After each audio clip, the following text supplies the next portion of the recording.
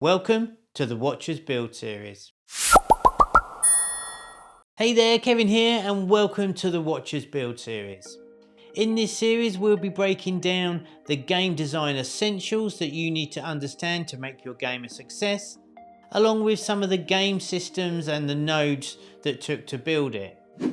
I'll be joined by Shogun and Yop along the way, where they'll be covering the editor stuff, and we'll dive a little deeper into the game design system. But before we begin, let's just give you a little bit of context of how this project started. So I wanted to get more familiar with how the editor worked in HypeHype, and over the summer, in between my regular tasks, I decided to jump in and build something.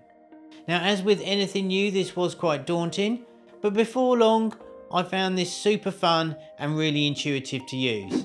Now, rather than the thousands of pre-made assets within HypeHype, I thought it would be better for me to go ahead and build something custom, and randomly I ended up building some kind of planter. I'm not sure why, but that's what I did, and you have to start somewhere. So after my planter was made, I was really keen to get a character into the scene and try and have something to play around with. I used a pre-made this time to add my character, and not before long I had this little guy running around. So after a couple of weeks I built quite a significant little map and thought, instead of letting this project go to waste as my learning tool, why not turn it into a multiplayer battle royale game? Now again, we only had a limited amount of time to dedicate to this, and I floated the idea past Yop, who would have to help me with the logic, and unfortunately, given the time restraints that we had and the multiplayer not being so mature, we decided this would be out of scope for what we wanted to do. But nevertheless, I didn't want my project go to waste, so we decided to turn this into a single player game. So to keep the game scope down and realistic in the time frame we had, the game would be a roguelike game where each round would be reset each time you play. So you would enter the game, play the map, collect a bunch of stuff, and each time you will see how far you can get, and each time will be different. This seemed like a good compromise, it will work, and again it just meant that all of my learning project wouldn't be completely abandoned. I played a lot of roguelikes in the past and really enjoyed them. However, I hadn't really considered the randomness, the way they're built, and the vast amount of content that they have inside them to really make them feel like they're different each time.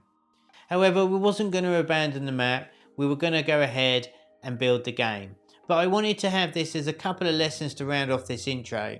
Lesson 1 is really try and think about what you're building before you get started. Don't fall into the trap of what I did of trying to shoehorn a game in just because I built something that I'd really enjoyed. The second lesson is that this isn't really a good audience fit for a HypeHype right now. We don't really see these types of games do well, and really the game that we would be able to build in the time frame that we had wouldn't be a particularly good roguelike anyway. So there's a bit of backstory of how this Watchers Build project began. We wanted to document this to help you along the way, to try and help you avoid some of the mistakes that I made early on especially. We want to make sure we show you some best practices of how to source game ideas, how you can build the games, and some of the technical side of things to go along with it. So I hope you'll join us for more, and I will see you on the next video.